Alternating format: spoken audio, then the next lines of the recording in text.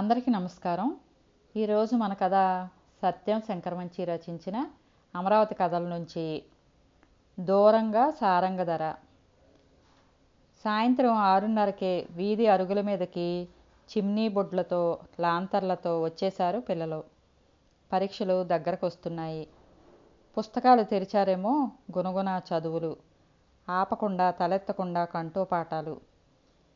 వీధి చివర నించుంటే దీపాల బారులు, వాటి ముందు పిల్లల చదువుల హోరు. కామయ్య గారింట్లో ప్రైవేటు కుదురుకున్న 25 మంది పిల్లలు అప్పుడే వచ్చి దీపాలు వెలిగించుకొని వరండాలో సర్దుకున్నారు. కామయ్య గారు ఏ బడిలోనూ మాస్టారు కాదు, కానీ 55వ ఏట రెండో పెళ్లి చేసుకోటాన సంపాదన నిమిత్తం ఈ ప్రైవేట్లు పెట్టుకున్నాడు. పాఠం గట్టిగా చెప్తాడని, బెత్తాలు బాగా విరగటం మూలాన పిల్లలకి భయం ఉంటుందని చాలామంది తమ పిల్లల్ని కామయ్య దగ్గరికి పంపిస్తున్నారు.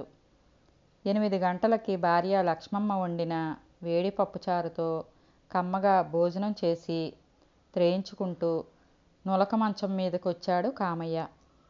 అప్పటికే పిల్లలు జోగుతున్నారు. ఒరేయ్ అని పిల్లల్ని బెత్తంతో అదిలిస్తే ఉలిక్కిపడి మళ్ళీ గొంతులెత్తి చదువుతున్నారు. మరో 10 నిమిషాలకి లక్ష్మమ్మ ఇల్లు సర్దుకొని తాంబూలం నములుతూ వస్తే అప్పటికే భర్త గురక పెడుతున్నాడు. భర్త లేనప్పుడు లక్ష్మమ్మ పిల్లల్ని చదివిస్తుంది. కొందరు నిద్రకు తూలుతూ ముందుకు వాలితే చిమ్నీ సెగకి వెంట్రుకలు అంటుకొని చిటచిట కాలాయి. వెదవ్వాసన. తలకాయలు తగలెట్టుకోకండ్రా వెదవల్లారా కేకలేసింది లక్ష్మమ్మ. అందరిలోకి నారాయణ అంటే లక్ష్మమ్మ ఎక్కువ శ్రద్ధ చూపిస్తుంది. నారాయణకి 13 ఏళ్ళు. బాగా చదువుతున్నావా అంటూ కళ్ళల్లో కళ్ళు పెట్టి చూస్తుంది. నారాయణకి ఏం చెప్పాలో తెలియక చదువుతున్నానండి అంటాడు బెంబేలు పడుతూ.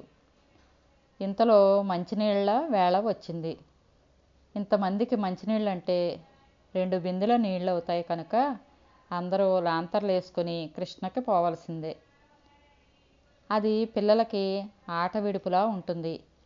అందరూ బయలుదేరుతుంటే లక్ష్మమ్మ నారాయణని ఆపి, చీకట్లో పురుగు పుట్రా ఉంటుంది, నీకు మంచినీళ్ళు నేను ఇస్తాలే అని చెయ్యి పట్టుకు ఆపి గ్లాసుడు నీళ్ళు ఇచ్చింది.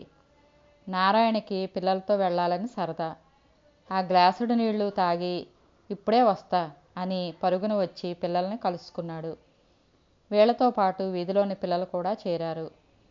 దీపోత్సవం కృష్ణకు బయలుదేరినట్టు దీపాలు, పిల్లల కేరింతలు. కృష్ణలో దోసిళ్ల కొద్దీ నీళ్లు తాగారు. నీళ్లు ఒకళ్ళ మీద ఒకళ్ళు చిమ్ముకున్నారు. పాటలు పాడారు, ఆటలు ఆడారు. కేరింతలు కొట్టుకుంటూ తిరిగొచ్చి దీపాల ముందు కూర్చొని పుస్తకాలు విప్పారు. అరగంట గడిచిందో లేదో ఆవులింతలో 9 అయింది పడుకోండి అనగానే దీపాలు ఆర్పేసి పక్కల పరిచారు పిల్లలు. నారాయణ పక్క తన మంచం పక్కనే వేసుకోమంది లక్ష్మమ్మ. పక్క వేసుకున్నట్టే వేసుకున్నాడు గాని నారాయణకెందుకో భయమేసి పక్క వదిలేసి మిగతా వాళ్ల పక్కలో దూరి సొమ్మసిల్లి నిద్రపోయాడు.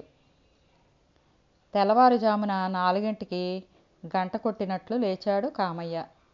పిల్లలందరినీ నిద్రలేపాడు. మాస్టారి అరుపులకి నిద్ర వదిలిపోగా దీపాలు వెలిగించారు. మళ్ళీ గునగున చదువులు సాగాయి. దూరంగా సారంగధర వీధి భాగవతం వినిపిస్తుంది. ఆఖరి రంగం జరుగుతూ ఉండాలి. పిల్లల్ని చదివిస్తూ ఉండవే అంటూ కామయ్య చెప్పులు వేసుకుని కర్ర పుచ్చుకొని వీధి నాటకానికి వెళ్ళాడు. దూరంగా నన్ను వదిలిపోకురా సారంగా నా రంగా అంటూ చిత్రాంగి పాట వినిపిస్తుంది. లక్ష్మమ్మ జోగుతున్న పిల్లల్ని అదిలిస్తూ నారాయణ దగ్గరకొచ్చి కూర్చుంది. దగ్గరగా కూర్చుని బాగా చదువుతున్నావా అంది. భయం భయంగా తల ఊపాడు నారాయణ. మీద చెయ్యేసి రేపు మధ్యాహ్నం రా కాజాలు పెడతా అంది. సరే అన్నట్టు తల ఊపాడు. మీద వేసిన చెయ్యి బరువుగా ఉంది నారాయణకి. లక్ష్మమ్మ నారాయణ వీపు మించి చెయ్యి తీయలేదు. నారాయణకి మనసు పాఠంలోకి పోవటం లేదు. ఇంతలో తెలతెలవారటంతో కామయ్య వచ్చేశాడు.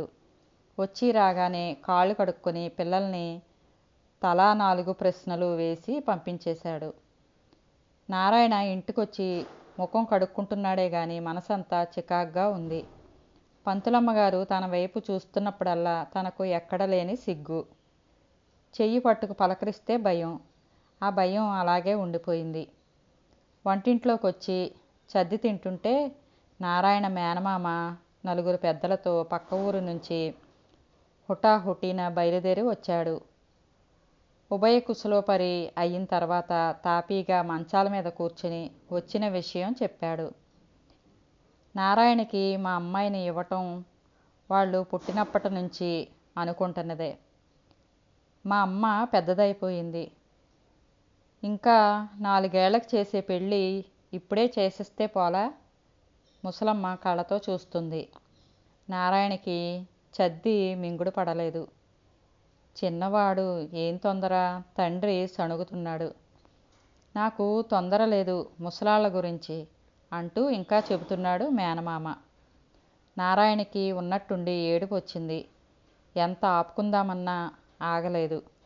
పక్కనే వెన్న తీస్తున్న తల్లిని ఎంగిలి చేత్తోనే కౌగిలించుకొని, నాకు పెళ్ళొద్దే, నేను చదువుకుంటానే అని బావురుమన్నాడు. వాకిట్లో వీధి భాగవతం వాళ్ళు నన్ను వదిలిపోకురా సారంగా, నా రంగా అంటూ చందాలకొచ్చారు.